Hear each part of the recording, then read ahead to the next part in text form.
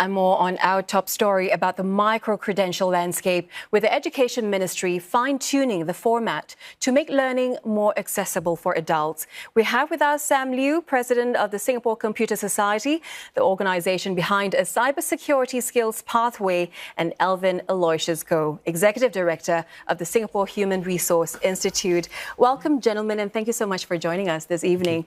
Mr. Liew, micro-credentials and a skills pathway to train workers in cybersecurity. Will the certifications offered be suitable for people with no background at all in cybersecurity? Thank you for having me, Shah. Absolutely. I think the intent of actually building up a skills pathway for cybersecurity that's launched this morning together with Skills Future Singapore is intended to cater for people and individuals with an aspiration for a cybersecurity career but have no background in cybersecurity.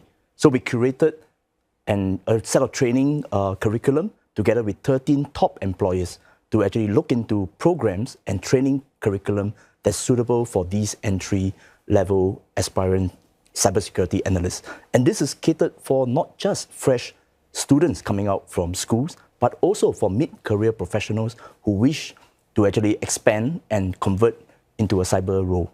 So with the 13 employers that you mentioned, they have pledged their support towards this initiative. They include ST Engineering and Temasek as well, right? How did you get these companies to buy into this initiative, and what key role will they play to ensure, that those who go through the courses will eventually get a job? Good question. So we started planning this about a year ago, right, together with SSG, Skills Future Singapore. And truth be told, it wasn't very difficult to convince the top employers to come on board. And the key reason is that there's actually a big demand for cybersecurity professionals, and the gap in the market is actually quite astounding. There's a report, cybersecurity report in 2022 that actually stated that there are more than 6,000 gaps in cybersecurity here in Singapore. So getting the employers on board wasn't a big problem, and the employers actually were very willing to make this an employer-led, industry-led initiative, curating the programs for people who have aspiration to be a cyber analyst. Okay. Mr. Goh, let's bring you in now. The micro-credential landscape is still being fine-tuned at this moment. How does it differ from what we know about certification so far, and what is the take-up rate so far in Singapore? So first and foremost, I think micro-credentialing is somewhat different from certification, because it's really about concentrating and focusing on a particular competency or skill set that could be easily in the bite-sized pieces picked up by the employee themselves, so that then the application of that knowledge is then taken at the workplaces rather very quickly. Gone are the days whereby, we'll be sending people for a 6 months or a 1 year program just to pick up a competency or skill set itself. Today, micro-learning is the way to go. Micro-credential is the way to go as well. So as what Sam said earlier on in terms of the pickup rate here itself, there are queen bees in the markets today here in Singapore. They are more than willing to actually support such micro-credentialings, and I expect their employees also to partake in organization-led learning and development initiatives like micro-credentialings and bite-sized learning as well. So it's very specialized in that sense. But besides cybersecurity, what other sectors stand to benefit most from people who are looking to upgrade themselves, and what skills are in demand the most? I think, from micro-credentialing perspective, I don't think it favors a particular sector. Okay. It will cut across every sector itself, because technology advancement is so fast today, right? What we've learned from our school days itself will be obsolete. And let's face it, there is going to be a shelf life of our skill sets and knowledge, given the advancement of what we are seeing. Today, we are moving into the next wave of AI as well.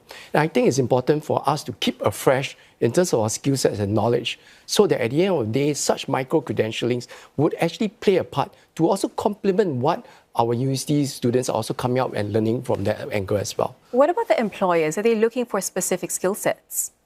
So yes, employers are looking at pinpointed skill sets that are targeted, that based on the industry or based on the organization need at this point of time itself. So yes, organizations, employers are looking at specialist skill sets that can cater to the immediate needs, rather than waiting for an employee to really learn the whole 9 yards before actually acting on it itself. So I think micro-credential is on time, on target, on the spot, whereby one could actually apply the knowledge gain.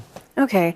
Mr. Liew, in trying to develop a robust talent pipeline, especially in cybersecurity, to what extent will taking skills-based courses that offer micro-credentials help to meet the manpower challenges that the cybersecurity faces? Yep. I like the way Alvin described this bite-sized micro-credentialing modules. I think, first and foremost, this is absolutely the way to go. We want training to be bite-sized. We want training to be delivered just in time as you need it.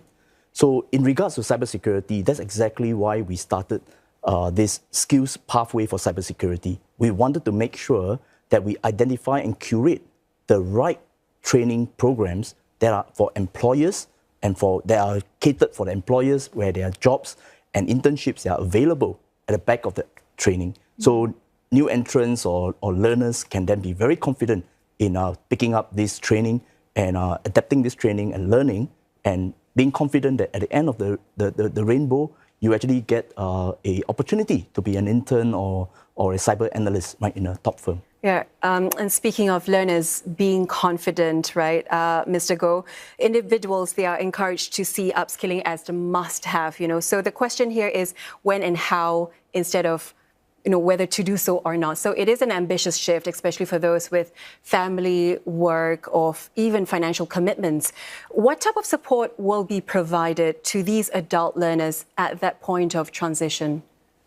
I think support-wise, there are many supports, right? I think from SSG or WSG perspective, our government is very supportive of all this lifelong learning. We have formed agencies and we are working through all the not-for-profit professional associations like SCS or SHRI itself to actually advocate that we, as professionals themselves, there's a need to constantly upskill and reskill to become relevant. And also on top of that itself, it also builds trust in society as well. When we actually engage, be it tech analysts or or HR professionals ourselves, we know what we are doing and we know what we are saying itself. And that comes with skill sets and competencies that are fresh, right? And that builds that society and integrates every one of us together as one. Right? I think that's very important for all of us. All right, nicely worded there. Thank you very much, gentlemen, for joining us in the studio tonight. That was Sam Liew, President of the Singapore Computer Society, and Alvin Aloysius Goh, Executive Director of the Singapore Human Resource Institute.